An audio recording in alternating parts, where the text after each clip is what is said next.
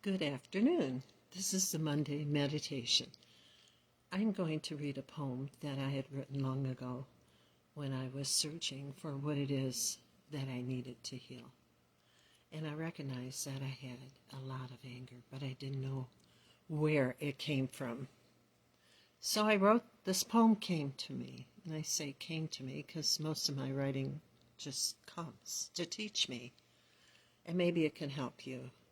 So my poem is called Reflections of Anger. Old recorded echoes of things left unsaid. Restore partly covered pictures, making the present dead. From an empty place, my memory, keeper of the past, resurrects ancient buried history, old hurts shining in the glass. The glistening tip of what's usually called an iceberg causes shadows blocking out the sun. Mirages in a bubbling container speak a different language learned by one. My ego's mirror, looking for causes of inflamed pictures in my mind. Where's my body's coat of madness, hooked by memories lost in time? So I'm talking today about anger, disappointment, sadness, broken hearts. And it comes from a choice. A choice to see disappointment, to see anger in everything, to know that whatever is happening to you in your mind, there's a lot of suffering around you and inside of you.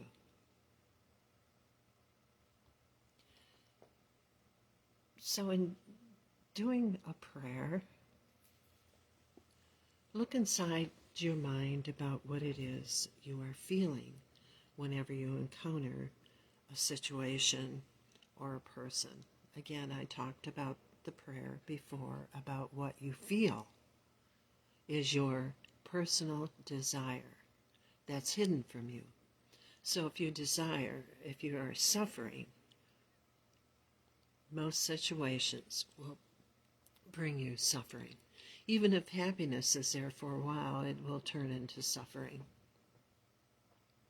So instead of asking and praying for things of the world or for other people of the world, see how you feel when you look at this, especially today with the politics. How do you feel? What does it make you feel? So instead of praying for your opponent or your friend, how do you feel when you look at this? Angry. Holy Spirit, dear God, heal the part of me that desires this anger, that desires to be terrified.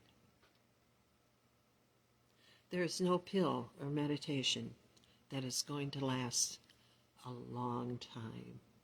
Healing your mind will. So look at your choices. Of course, in this world we make choices. But maybe it's time to be a witness and make no choice and just observe. Yeah, don't make a choice. Be with what is and just observe and decide to be with it.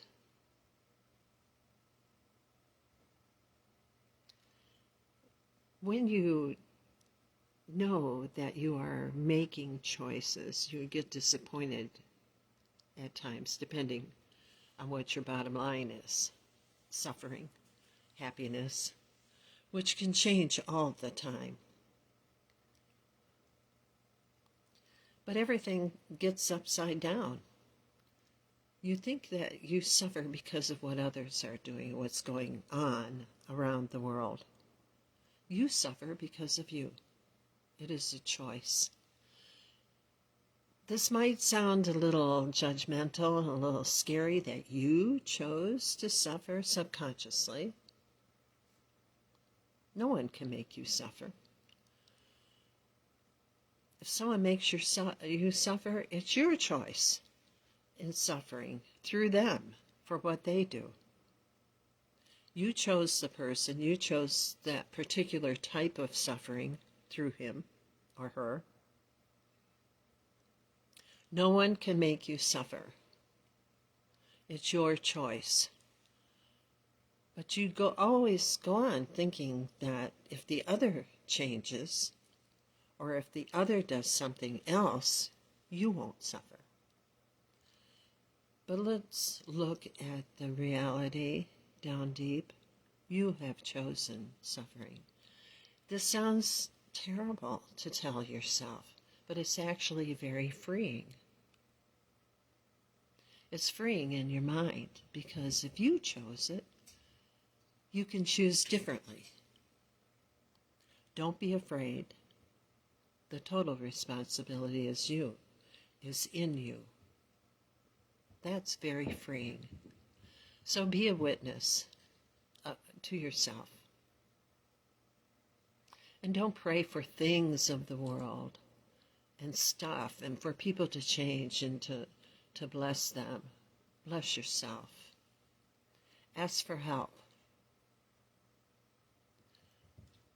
Choose one thing in your prayers. Choose to see this differently. That can be a prayer. Dear Lord, I choose to see this differently.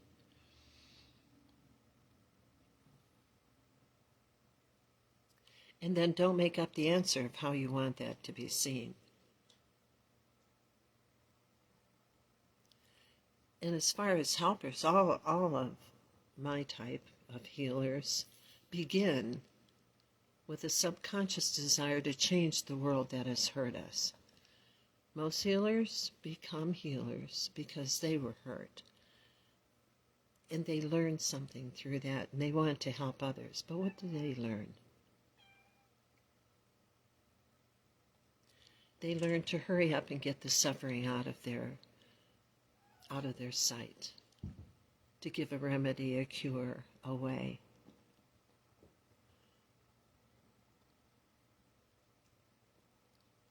That is being a helper? It is, but it can change. Are you okay with watching somebody suffer? Are you okay with that? Do you really believe in what you teach and what you say, that we are all with God and no one is alone and we're all one? We might say that sometimes, but do we really believe it? To hold fear or wish for change in another person is not always the answer. We also know that we create our own world. We have created it with our thoughts.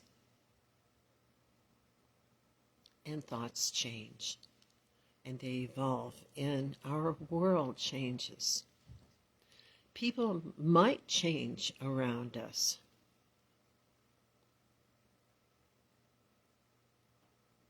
And they might not. But how are you? Do you flux and change, and depending how people react? Do they, when they're suffering, do you want to go and give them a remedy? Are you okay to know that they are with God? Even our enemies. We are all one. So be a witness. Don't choose. Be with what it is. And then, when you are alone in your prayer, you know what your personal desire is. And ask for help for yourself of what you felt while you were looking at it.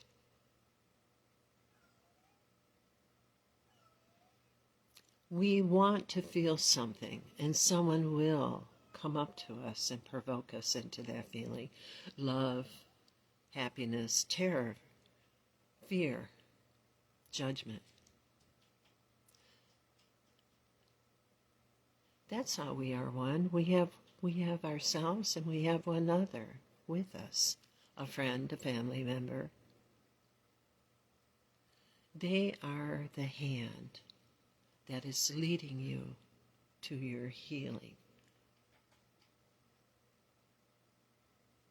how they are leading you to your healing. They are provoking you to know what your true feelings are and to accept it as your personal desire because it's there.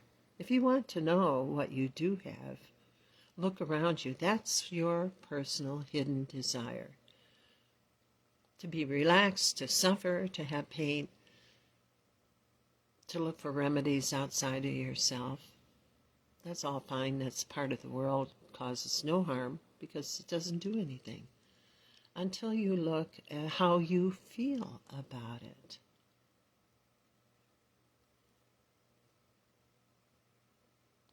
And that is your prayer, and to be a witness to yourself.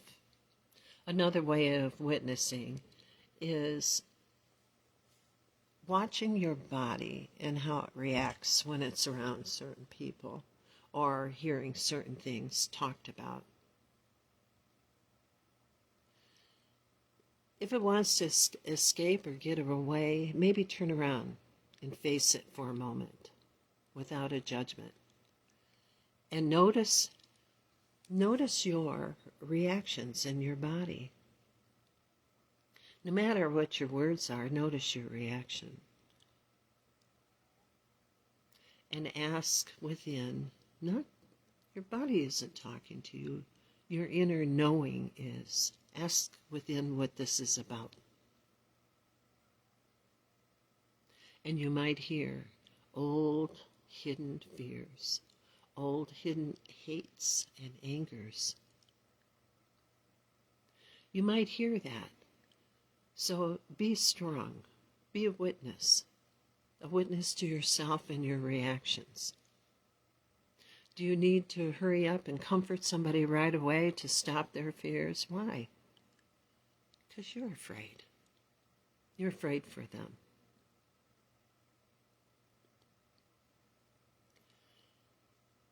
Don't ask to have your fears removed, the terrifying feelings removed from you. All those things, meditation, yoga is very helpful to get to a quiet space in your mind so you can hear inside of yourself of how you really feel. Choose again. You can do that choice. Choose again to see this differently. And we are all one. Don't forget that. We say that and then we forget it when we think about what's going on politically in the world. We are all one. While looking or reading the news or listening to things on Facebook or YouTube, what can you do about it? There's nothing to do about it. You can, unless you have a microphone or you write a column or you have a TV show and you can influence people. Or you're going to go to a rally. You can write your congressman every day. You can call them and leave a message every day. I don't like what's going on. I do that. But I don't need to talk about it because I'm not worried what anybody else is doing about it.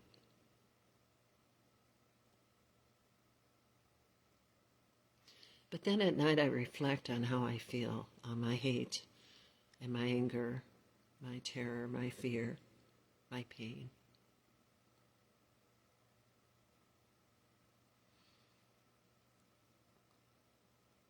And I do the only prayer that I know when I come down and down and down from all those feelings and go inside.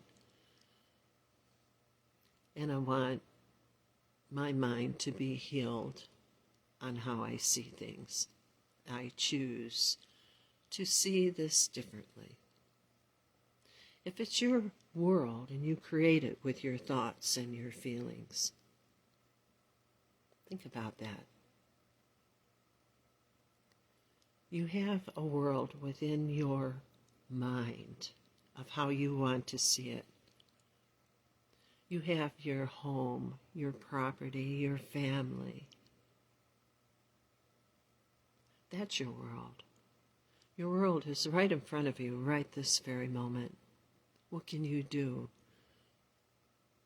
or undo to make it more peaceful? Telling people how you feel, believing it so firmly that that is all you are, that's not all you are. You are part mind and you are part spirit. So listen to your mind, and therein is your prayer. It's not about doing, it's about undoing. About noticing what you have, and that is your hidden personal desire. So, be a witness.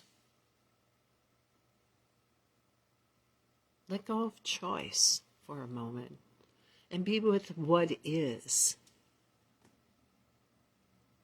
And use the word choice, and that I choose to see this differently. And be open and trust God. If you can't do that, there might be a fear of God.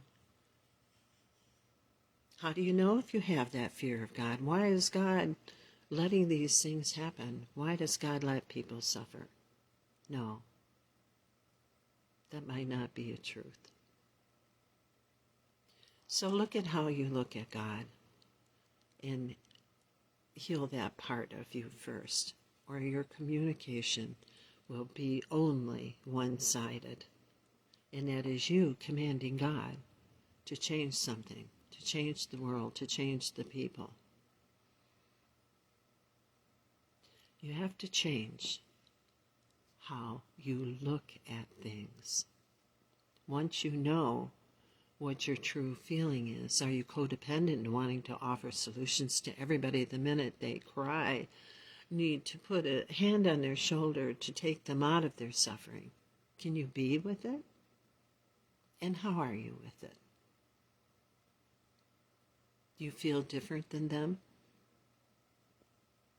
You may not have the same type of suffering. But if you need to end their suffering and end their tears immediately, it is affecting you. And therein is a new prayer for you. Be still and know that we are God. What is your belief, and do you really believe it? Those prayers that go on and on, over and over, the same words all the time. Heal this world, heal that person, keep them out of pain.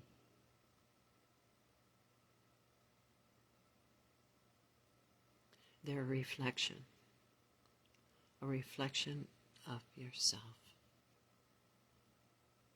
Ask about it, but don't answer. Choose to see things differently. Have a great day.